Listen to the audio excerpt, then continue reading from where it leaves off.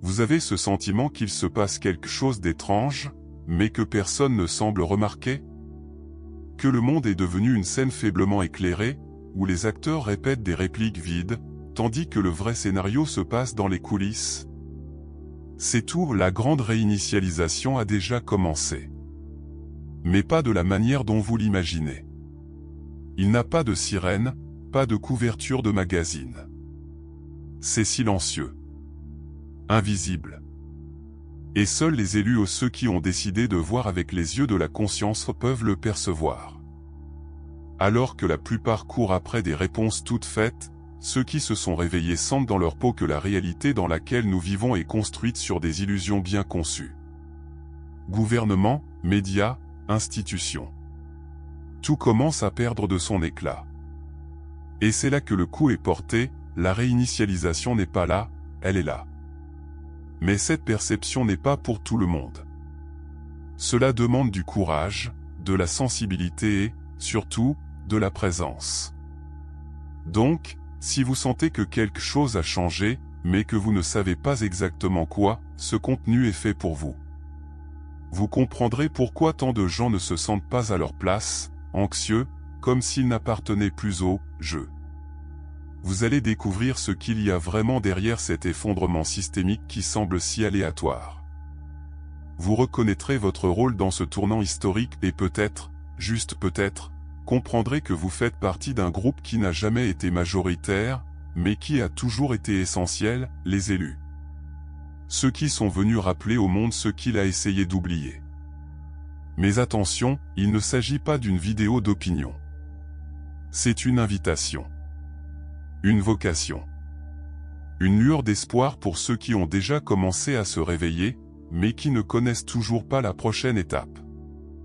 Et la seule question que vous devez vous poser maintenant est la suivante, êtes-vous prêt à voir ce que quelques-uns peuvent voir? On dit que la véritable grande réinitialisation n'est pas un effondrement économique ou technologique, c'est quelque chose de plus profond, invisible à l'œil mais austère à l'âme. Ce qui s'effrite, c'est l'ego collectif, ce vieux seigneur qui crie contrôle, séparation et peur. Pendant longtemps, il a mené le parti, mais maintenant, la musique a changé. De plus en plus de gens se réveillent avec ce sentiment étrange que, quelque chose ne va pas. Et non, ce n'est pas de la paranoïa, c'est une conscience qui émerge du chaos. Comme un voile qui tombe lentement, révélant que la réalité qu'ils nous ont vendue. Ce n'était qu'une façade. Cet ego collectif est partout dans les discours polarisés, dans les commentaires furieux sur Internet, dans les comparaisons quotidiennes toxiques. C'est le reflet d'un système qui nourrit la peur pour garder le contrôle. Et devinez qui s'en nourrit? Les élites, bien sûr. Ils ont créé une réalité basée sur la rareté, la concurrence et la dépendance. Mais dans les coulisses de tout ce théâtre, quelque chose de magique se produit, des gens ordinaires regardent à l'intérieur, réalisant que la réinitialisation commence à l'intérieur, pas dans les nouvelles. Ce tournant intérieur est subtil mais écrasant comme lorsque vous réalisez que vous avez vécu pendant des années avec une pierre dans votre chaussure. Avez-vous remarqué à quel point les crises externes sont de plus en plus fréquentes? Pandémie, guerre, effondrements sociaux. Ce n'est pas une coïncidence. C'est le reflet d'une crise interne que l'humanité a trop longtemps ignorée. Le système ne peut plus supporter autant de déconnexion. Et voici l'idée, tout cela n'est qu'une invitation déguisée. Invitation à sortir du pilote automatique, à se réveiller de la transe collective. La méditation, la lecture de livres comme The Power of Now, la connexion avec la nature sont des clés simples pour démarrer ce processus de transformation intérieure. Ceux qui commencent à s'en rendre compte ont l'impression de vivre entre deux mondes. On dort encore, piégé dans l'illusion de la stabilité. L'autre commence déjà à voir les vérités cachées, à deviner que nous sommes au milieu d'une naissance spirituelle. Et comme tout accouchement, il fait mal, il est chaotique, mais aussi miraculeux. Les élus ne sont pas spéciaux par leur statut, ce sont ceux qui osent voir au-delà. Et regardez comme c'est curieux, plus les gens se réveillent, plus l'ego collectif s'effondre. Mais cela, bien sûr, ce n'est que le début. Ce qui semblait solide fond sous nos yeux. Ce que beaucoup considéraient comme la vérité absolue, les institutions, les dirigeants, les croyances populaires révèlent sa fragilité. C'est comme si la scène du monde s'effondrait et, derrière les rideaux, on découvre que tout le spectacle était une mise en scène très bien répétée. La grande réinitialisation est en train de brûler ces structures avec le feu de la conscience. Et ce n'est pas qu'ils ont cessé de travailler maintenant. C'est juste que maintenant nous sommes capables de le voir. Et l'illusion ne persiste que tant que nous y croyons. Regardez autour de vous, confiance dans les autorités, dans les médias, dans la justice et les systèmes de santé, tout est sous contrôle. Pourquoi ? Parce que ces piliers reposaient sur des intérêts cachés, sur des manipulations voilées. Le sentiment de peur constante, de pénurie, d'urgence, le tout soigneusement alimenté par une élite qui dépend de notre désinformation. Mais quand une personne commence à se poser des questions, c'est déjà la moitié de la bataille.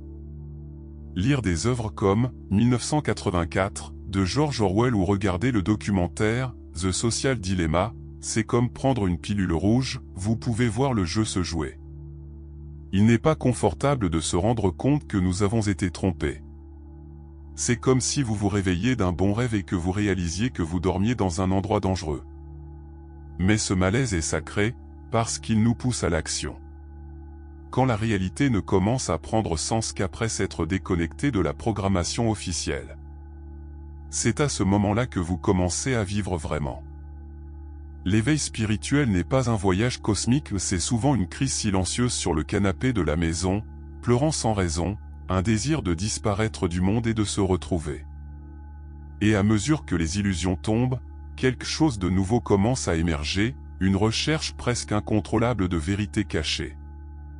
Les gens commencent à se réunir en petits groupes, à échanger des expériences en dehors de la bulle numérique, à se rappeler ce que c'est que de s'écouter vraiment. Tout cela indique que la ruine des anciennes certitudes est en réalité le berceau d'une nouvelle perception. Les yeux qui s'ouvrent ne se referment plus jamais de la même manière. Et c'est précisément à ce moment-là que apparaissent les élus. Les élus ne sont pas les plus riches, ni les plus suivis sur les réseaux sociaux. Ils ne se distinguent pas par le fait qu'ils crient plus fort, mais par leur écoute plus profonde. Ce sont ces gens qui, même au milieu du chaos, gardent une étincelle dans les yeux et une paix qui déconcerte. Ils sentent quand quelque chose ne va pas, même sans preuve tangible. Connectés à l'intuition, ils se rendent compte que le vrai changement ne viendra pas de l'extérieur, il viendra de l'intérieur. Ils n'attendent pas que le système s'effondre pour agir, car ils ont déjà commencé à déconstruire ce système en eux-mêmes. Vous les reconnaissez chez ceux qui choisissent le silence plutôt que le débat vide, qui préfèrent marcher pieds nus dans la nature plutôt que de discuter de politique dans le fil d'actualité. Ils ont déjà compris que la grande réinitialisation est spirituelle et non idéologique. Ils se plongent dans des livres tels que The Way of the Magician, de Deepak Chopra, et The Celestine Prophecy, de James Redfield. Ils se rencontrent dans des cercles de guérison, échangent des connaissances, regardent dans les yeux avec présence. Leur vie peut sembler simple, mais elle porte en elle une conscience géante. Ils sont des phares silencieux dans une société bruyante. Ces élus ont un terme qui fait écho à la force et à la mission, ne sont pas venus pour sauver qui que ce soit, mais pour rappeler que chacun peut se sauver lui-même. Ils comprennent la valeur de la transformation intérieure et savent que l'éveil est contagieux. Plutôt que d'essayer de convaincre, ils vivent de manière si authentique qu'ils inspirent. Ils méditent pendant que le monde court, plantent pendant que d'autres détruisent, et questionnent alors que beaucoup obéissent encore. Il ne s'agit pas d'être parfait, mais d'être conscient. Et au fond, la conscience est le nouveau super-pouvoir. Mais voyez-vous, être choisi n'est pas une médaille, c'est une responsabilité. Beaucoup ressentent cet appel, mais ont peur de l'accepter. La peur, soit dit en passant, est la première barrière pour ceux qui commencent à voir au-delà de l'illusion. Et c'est précisément pour cette raison que ces êtres conscients commencent à chercher refuge en eux-mêmes, entamant un processus silencieux mais profond de nettoyage émotionnel, de réalignement énergétique et de retour à l'essentiel. De toute façon, le vrai pouvoir est dans ceux qui apprennent à se transformer. Se transformer de l'intérieur, c'est comme rénover une vieille maison, parfois, pour la rendre belle, il faut abattre un mur. La transformation intérieure demande du courage, car il ne s'agit pas d'en apprendre davantage, mais de désapprendre ce qui ne fonctionne pas. Lorsque la personne se rend compte qu'elle a vécu piégée dans des croyances qui n'étaient même pas les siennes, le coup est réel. Et à ce moment-là, l'éveil spirituel commence à apparaître. L'esprit crie, mais le cœur murmure et c'est là qu'intervient l'intuition, qui vient doucement mais avec précision. Elle montre le chemin du retour à elle-même. Des pratiques telles que la méditation, la respiration consciente et la contemplation silencieuse commencent à avoir un sens. Non pas comme une mode, mais comme une survie dans un monde bruyant. Se promener dans la nature, bronzer avec présence, mettre son téléphone portable de côté pendant quelques heures. Ce sont des actes révolutionnaires déguisés en simplicité. Le système vous a appris que la productivité est primordiale, mais les élus le savent, c'est dans le silence que vit le pouvoir. La vraie réinitialisation ne se fait pas lors de réunions au sommet, mais dans un coucher de soleil vu dans un silence total. Et vous savez ce chaos émotionnel que beaucoup ressentent lorsqu'ils commencent ce processus? Il est normal. C'est comme nettoyer un sous-sol rempli de vieux déchets, cela demande du travail, cela soulève de la poussière, mais ensuite vient le soulagement. Des livres tels que « The Body Keeps the Marks » de Bessel van der Kolk aident à comprendre l'impact des émotions sur la santé. Manger plus naturellement, rechercher des thérapies holistiques, écrire un journal intime de connaissance de soi. Ce sont des chemins accessibles pour ceux qui veulent initier la libération des couches imposées par l'ego collectif. Ce voyage n'est ni linéaire ni rapide. Parfois, il semble que tout empire avant de s'améliorer. Mais cela fait partie du processus, le vieil homme crie avant de mourir. La conscience s'élargit peu à peu, comme une lumière qui envahit une pièce sombre, dévoilant le désordre avant de ranger. Et quand cela commence à se produire, vous commencez à réaliser que le chaos du monde extérieur a beaucoup plus à voir avec les guerres internes qui n'ont pas encore été gagnées. Le chaos que vous voyez à l'extérieur n'est pas la fin, c'est le pont. Cela semble contradictoire, mais chaque véritable transformation intérieure se détraque avant de s'organiser. L'humanité est dans un moment semblable à cette pièce que nous décidons de nettoyer un dimanche, elle commence à sembler aller s'aggraver, mais au fond elle n'est que réorganisation. L'ego collectif donne encore des coups de pied, s'accroche à de vieilles structures, nourrit la peur. Mais cela ne sert à rien, ce qui ne vibre pas avec la nouvelle conscience s'effondre. Nous sommes au milieu d'une tempête nécessaire. Les personnes qui vivent encore immergées dans l'illusion de certitudes absolues souffrent davantage de cette transition. Pour eux, perdre le contrôle est un cauchemar. Pour ceux qui ont déjà commencé l'éveil spirituel, l'effondrement est un signe clair que le changement est arrivé. Le système que nous connaissions est en train de s'effondrer, et avec lui les masques s'effondrent également. Ce qui était sûr, prévisible, s'est transformé en sable qui coulait entre mes doigts. Mais calmez-vous, le chaos, c'est aussi la fertilité. C'est dans le sol retourné que le nouveau est planté. C'est à ce moment-là que beaucoup commencent à se demander, que puis-je faire au milieu de tout cela? La réponse est plus simple qu'il n'y paraît, cultiver la stabilité interne. Commencez par réduire votre consommation de nouvelles toxiques, établissez une routine matinale avec des pratiques de silence, de lecture, comme les méditations de Marc Aurèle et de présence. Ce n'est pas une évasion, c'est une préparation. Dans un monde qui s'effondre, ceux qui s'ancrent en eux-mêmes deviennent un point de référence pour les autres.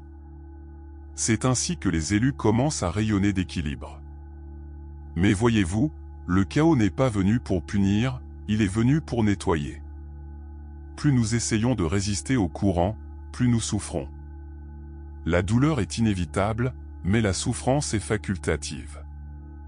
c'est dans cet environnement déconcertant qu'un nouveau regard, une nouvelle fréquence, commence à émerger.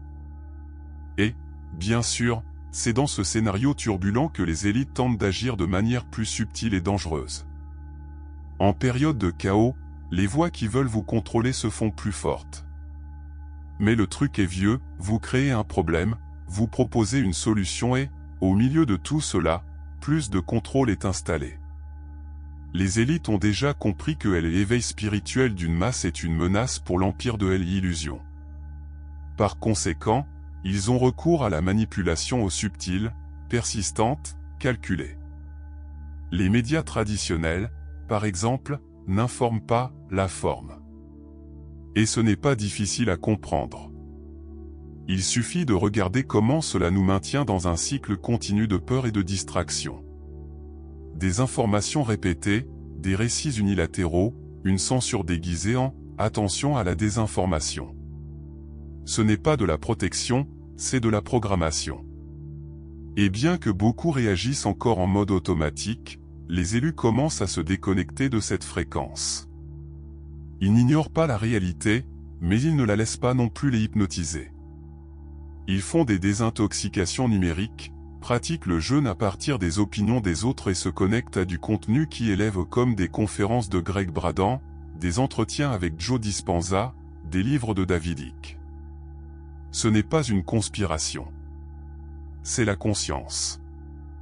La manipulation moderne n'impose pas, elle séduit.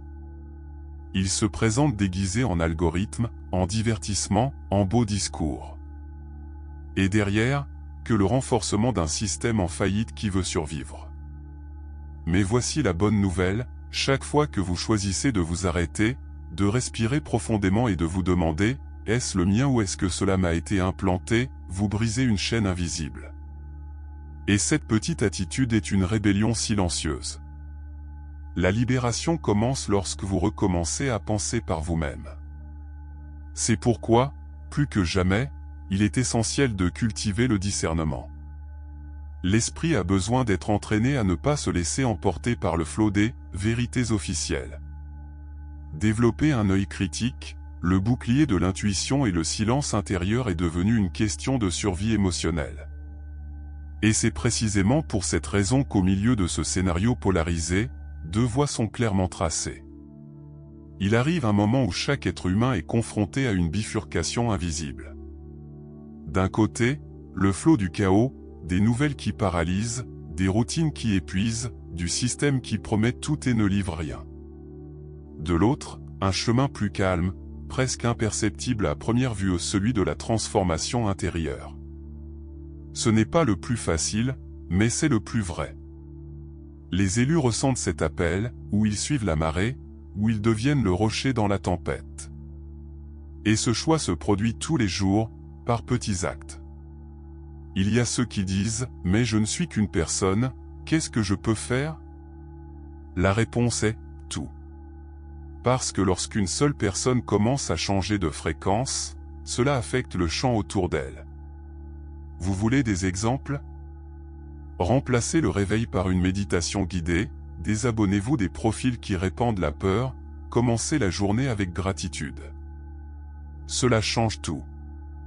Des actions simples, comme lire The Miracle Morning ou pratiquer Ho'oponopono quotidiennement, ont le pouvoir de réorganiser votre monde interne. Et quand cela se produit, le monde extérieur répond. Ces deux chemins sont comme deux mondes qui coexistent dans le même espace. Un monde plein de peur, de contrôle, d'automatisme. L'autre est régi par l'intuition, la présence et l'authenticité. Ce n'est pas une question de perfection, c'est une question d'intention. Il ne s'agit pas de devenir un moine, il s'agit de devenir un véritable être humain.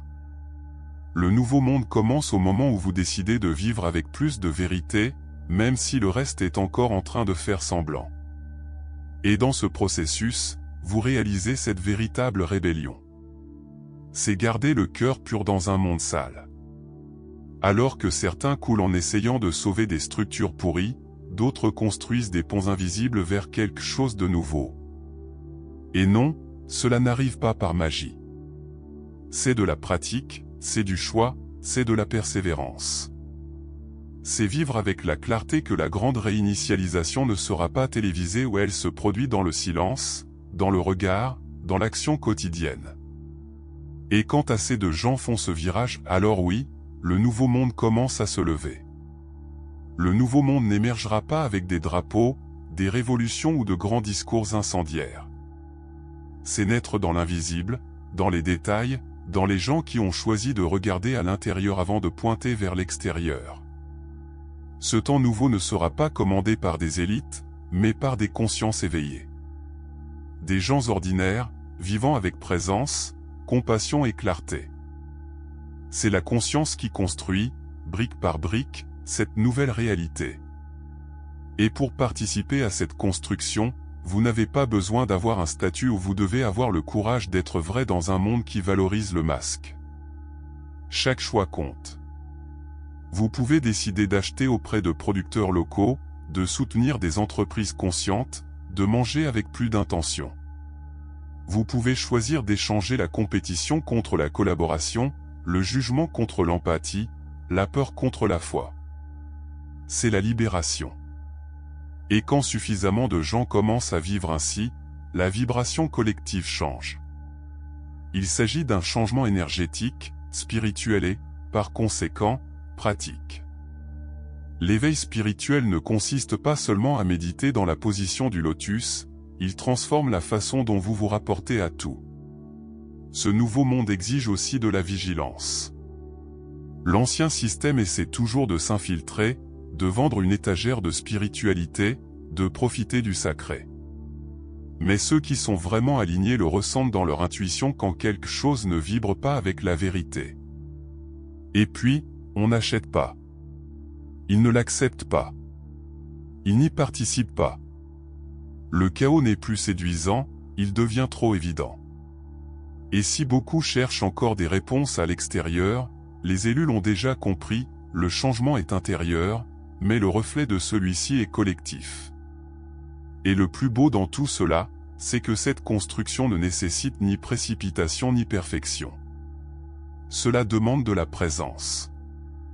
Les fondements de ce temps nouveau sont invisibles, la compassion, l'écoute, l'authenticité, le silence. Le véritable Great Reset ne va pas apparaître dans le journal de 8 heures. Cela se produira lorsque, un jour ordinaire, vous regarderez autour de vous et réaliserez que quelque chose a changé. Parce que vous avez changé. Mais bien sûr, la connaissance seule ne suffit pas. La connaissance ne transforme personne. C'est l'application des connaissances qui change tout. Vous pouvez regarder 1 millier de vidéos, lire des dizaines de livres, répéter de belles phrases, mais si vous n'agissez pas, tout devient une autre couche d'illusion. La véritable grande réinitialisation exige du courage pour vivre ce qui a été compris. C'est d'arrêter d'attendre que quelqu'un vienne vous sauver et de vous rendre compte, la clé a toujours été avec vous. Les élus sont ceux qui ont compris cela. Ils ne sont pas des spectateurs du changement, ils participent activement à la transformation intérieure. Alors, arrêtez-vous et demandez-vous, qu'allez-vous faire de tout ce que vous savez déjà ? Va-t-elle continuer à nourrir la peur, piégée dans un système qui s'effondre ? Ou utiliserez-vous votre énergie pour construire quelque chose de nouveau, même si cela semble invisible maintenant ? L'application de ces connaissances peut signifier changer d'habitude, revoir les relations, chercher une thérapie, commencer un nouveau projet aligné avec votre âme. Et cela, mon ami, n'a pas besoin d'autorisation. Tout ce dont vous avez besoin, c'est d'une décision ferme, vous réveiller pour de bon. Vivre consciemment, c'est nager à contre-courant de l'ego collectif, qui veut toujours vous maintenir anesthésié, à l'aise dans la prison du connu. Mais ceux qui osent sortir de cette bulle découvrent une liberté inexplicable. La libération, ici, n'est pas fuir le monde, c'est s'y réintégrer avec des yeux propres. C'est alors que vous réalisez que votre intuition vaut plus que n'importe quelle statistique, et que vivre avec la vérité vaut plus que n'importe quelle approbation sociale. Et vous savez quoi ? Vous pouvez commencer dès aujourd'hui. Chacun de vos gestes devient une graine. Un mot prononcé avec amour, un mot pas dit fermement, une pause pour respirer avant de réagir. Tout cela n'est que de l'action. Tout cela transforme. Mais, bien sûr, vivre avec cette clarté ne signifie pas que le voyage sera facile. Ce sera intense. Mais pour ceux qui cultivent la présence et la conscience, même les tempêtes deviennent une boussole. Et c'est pourquoi, même face à tant de changements, il y a encore une forme rare de stabilité. La vie va vite, et pour beaucoup, il semble que tout ait été bouleversé. Mais ceux qui sont attentifs s'en rendent compte, ce n'est pas de la confusion, c'est de la réorganisation. Ceux qui cultivent la conscience à ce moment se sentent comme s'ils étaient un rocher solide au milieu d'une rivière turbulente. La clarté en période de changement ne fait aucun doute, c'est savoir s'écouter soi-même avec le bruit autour. C'est alors que le monde extérieur se retourne, et pourtant, à l'intérieur de vous, il y a un point de silence. Et à ce moment-là, le vrai pouvoir réside. Il est facile de se perdre au milieu de tant d'opinions, de crises et d'urgences. Mais les élus ont développé quelque chose de rare, le discernement.